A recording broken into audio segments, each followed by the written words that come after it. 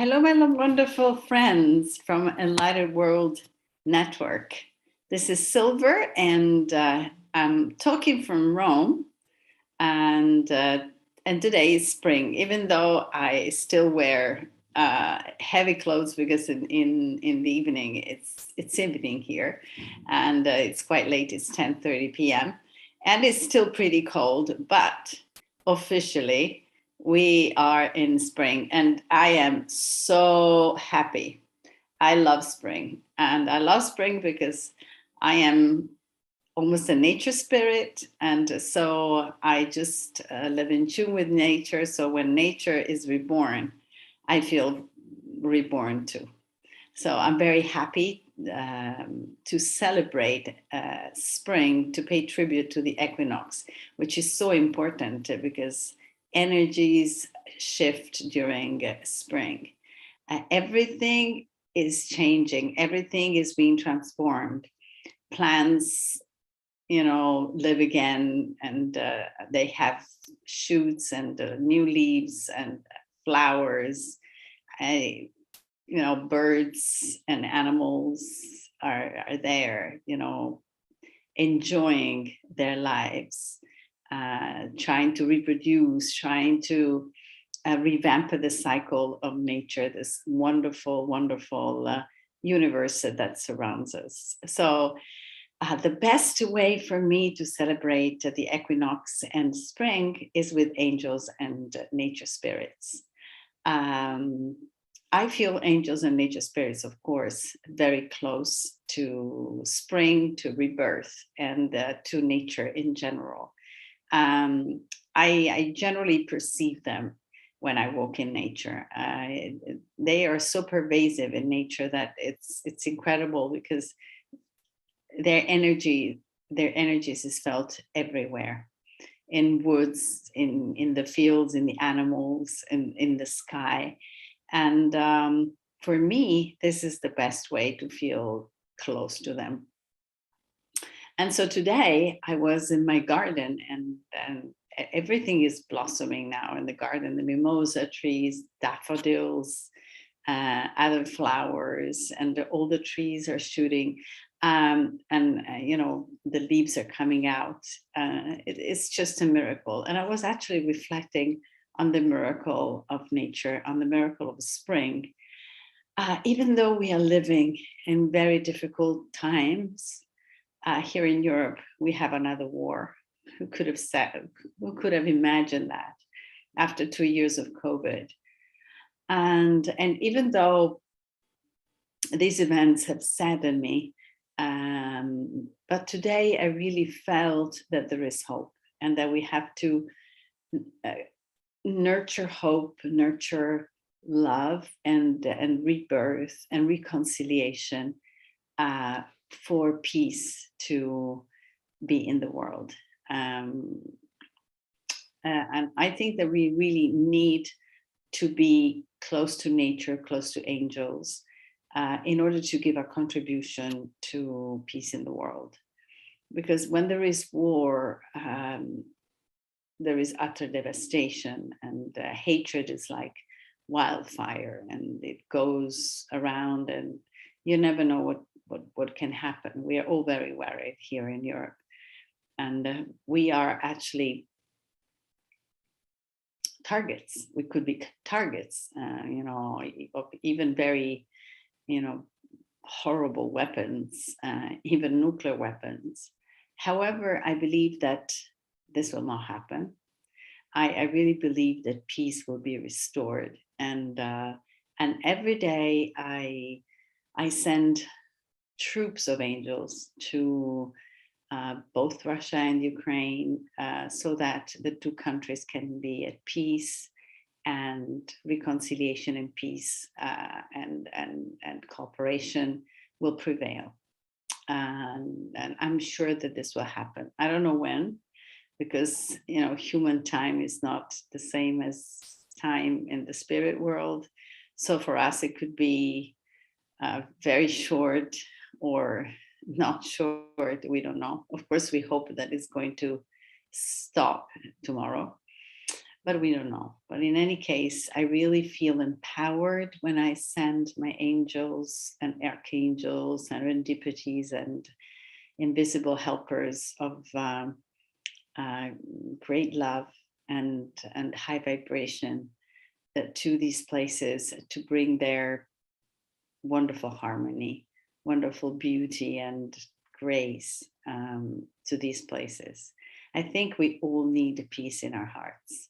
I remember I met Mother Teresa for my because of my work. I was translating during an important conference, and she was there, and I was really, really impressed with her incredible, deep, penetrating blue eyes.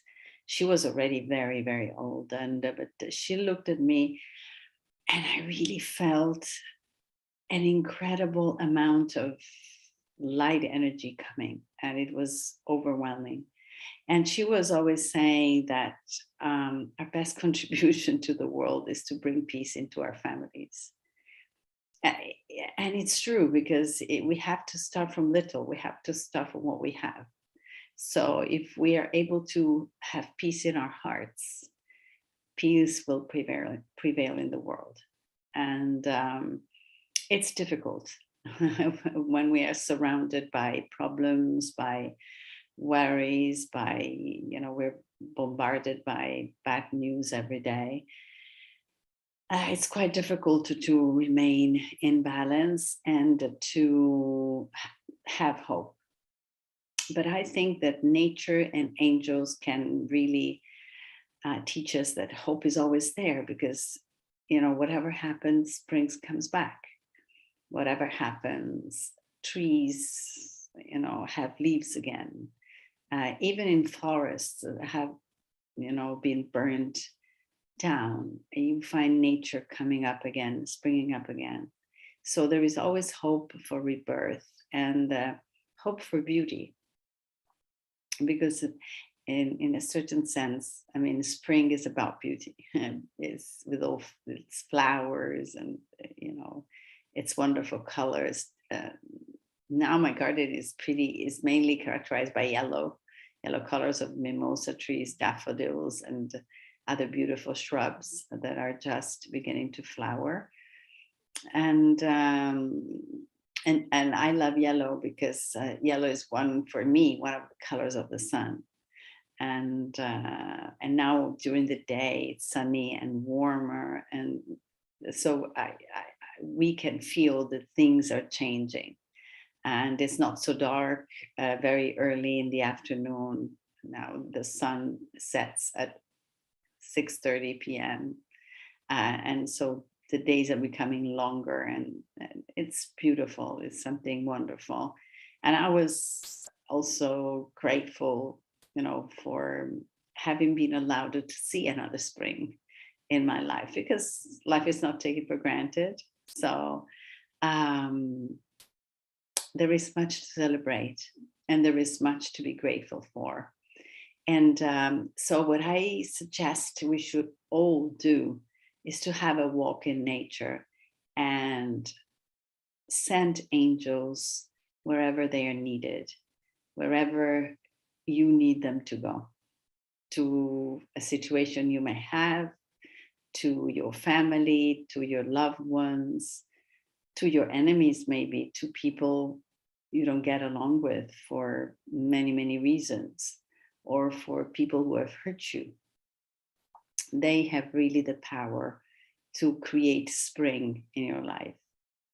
And yes, so that's why we have to celebrate this equinox, because it's a symbol of rebirth for all of us. We can be reborn every single day. And because everything changes, and so we have to change as well. So it's energy is always changing, and we have to change with it. We have to adapt. And I think that resilience is one of the greatest attributes of human beings. Probably they are the most resilient creatures on earth. If we think about all the struggles, the wars, the droughts, the famines. It's incredible that we have survived, but we have survived, and I think that we can celebrate another spring. Another spring is coming, and I really hope that the symbol of spring can reverberate even in those dark places where now hatred is apparently prevailing. But I'm sure 100% that hatred will not prevail. So let's send our troops of angels and nature spirits and dragons and unicorns, serendipities, invisible helpers to these places so they can pour their wonderful luminous energy. And where there is light, there is no darkness. So the greater the light there, and the better the situation. And so I would like to really pay tribute also to all the people in Ukraine who are suffering. And I would like also to spend a couple of words of gratitude to the CEO of Restream. I know that he's from Ukraine, and I really thank him for this wonderful work that he has done. And I really am close to him and to his people who have been so brave, and there are no words to express the feelings I have for these people, because I know that they are suffering very, very much. But I think that they will be able to come out of the situation, I am sure, 100%. With your help, with everybody's help. There are so many prayer groups around the world, and lots of meditation about peace.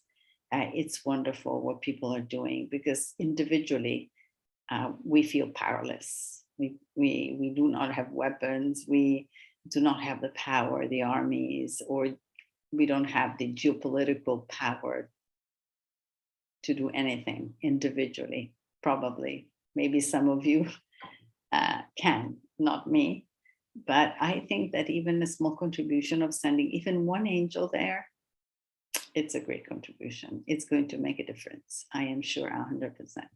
So every prayer, every kind of help will be extremely welcomed. And but I think we should do this every single day, even if there is no war, because we have sometimes conflicts in our hearts. So that's a war.